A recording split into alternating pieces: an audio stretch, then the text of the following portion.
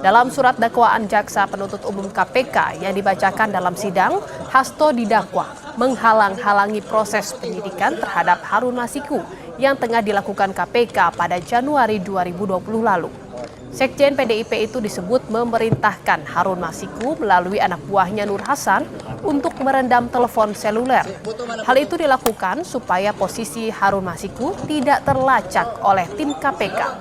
Atas dakwaan Jaksa Penuntut Umum, tim pengacara Hasto berencana mengajukan keberatan atau eksepsi.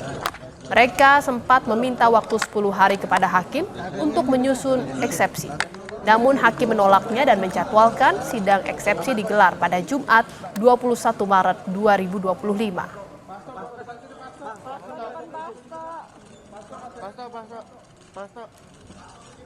Perbuatan terdakwa dilakukan dengan cara-cara sebagai berikut. 1. Menyuruh Harun Masiku melalui Nur Hasan untuk merendam telepon genggam. Bahwa pada tanggal 26 November 2019, pimpinan KPK menerbitkan surat perintah penyelidikan nomor Sprinlit 134-01-11-2019 tentang dugaan tindak pidana korupsi berupa penerimaan hadiah atau janji oleh penyelenggara negara di DPR RI terkait dengan pengurusan dan pelaksanaan APBN tahun anggaran 2020. Atas penyelidikan tersebut, penyelidik menemukan dugaan tindak pidana korupsi penerimaan hadiah atau janji oleh penyelenggara negara di Komisi Pemilihan Umum atau KPU, kemudian melaporkan kepada pimpinan KPK. Atas laporan tersebut, pada tanggal 20 Desember 2019 diterbitkan surat perintah penyelidikan nomor Sprinlit 146-01-12-2019 terkait dugaan tindak pidana korupsi berupa penerimaan hadiah atau janji oleh penyelenggara negara di Komisi Pemilihan Umum Republik Indonesia terkait dengan penetapan anggota DPR RI terpilih 2019 sampai dengan 2024. Selanjutnya penyelidik KPK melakukan serangkaian tindakan penyelidikan.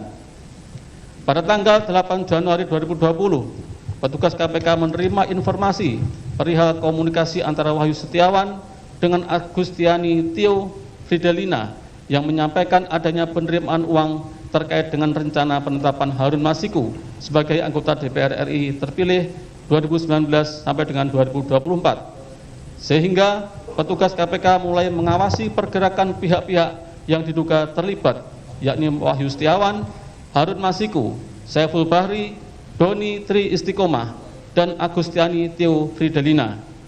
Selang beberapa waktu kemudian, petugas KPK berhasil mengamankan Wahyu Setiawan di Bandara Soekarno-Hatta. Pada sekitar pukul 18.19 WIB, terdakwa mendapatkan informasi bahwa Wahyu Setiawan telah diamankan oleh petugas KPK. Kemudian terdakwa melalui Nur Hasan memberikan perintah kepada Harun Masiku agar merendam telepon genggam miliknya ke dalam air dan memerintahkan Harun Masiku untuk menunggu atau standby di kantor DPP PDI Perjuangan dengan tujuan agar keberadaannya tidak bisa diketahui oleh petugas KPK.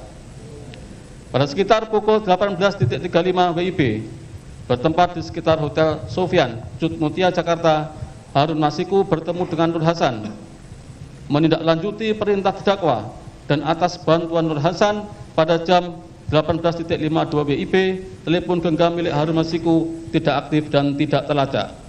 Selanjutnya, petugas KPK memantau keberadaan Harun Masiku melalui update posisi telepon genggam milik Harun Hasan yang terpantau pada jam 20.00 WIB bersama dengan Harun Masiku berada di Perguruan Tinggi Ilmu Kepolisian atau PTIK. Dan pada saat bersamaan, Kusnadi selaku orang kepercayaan terdakwa juga terpantau berada di PTIK. Kemudian petugas KPK mendatangi PTIK namun tidak berhasil menemukan Harun Masiku. Saya mengikuti seluruh proses hukum ini dengan sebaik-baiknya karena kami percaya bahwa keadilan akan ditegakkan, dan untuk itulah Republik Indonesia ini dibangun dengan pengorbanan jiwa dan raga yang luar biasa dari para pahlawan bangsa, rakyat yang tidak berdosa yang menyerahkan nyawanya semuanya demi untuk membangun suatu negara hukum. Tanpa adanya supremasi hukum, tanpa adanya suatu keadilan, dan ketika suatu proses hukum yang sudah inkrah bisa didaur ulang kembali, maka kita Republik ini tidak akan berdiri kokoh. Jangankan untuk membangun, menghadirkan investor, ketika tidak ada supremasi hukum, semuanya akan menjadi sia-sia. Semoga ini menjadi suatu pelajaran yang terbaik, bahwa cita-cita menegakkan hukum yang berkeadilan adalah cita-cita seluruh anak bangsa kita. Terima kasih. Satya Eva.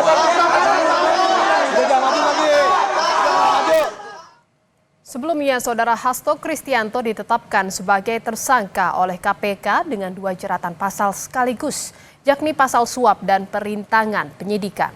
Dalam pasal suap, Hasto bersama Harun Masiku diduga melakukan penyuapan kepada mantan komisioner KPU Wahyu Setiawan. Sementara di pasal perintangan penyidikan, Sekjen PDIP itu diduga menghalangi upaya pencarian KPK terhadap Harun Masiku yang saat ini masih buron. Download Tribun X sekarang, menghadirkan lokal menjadi Indonesia.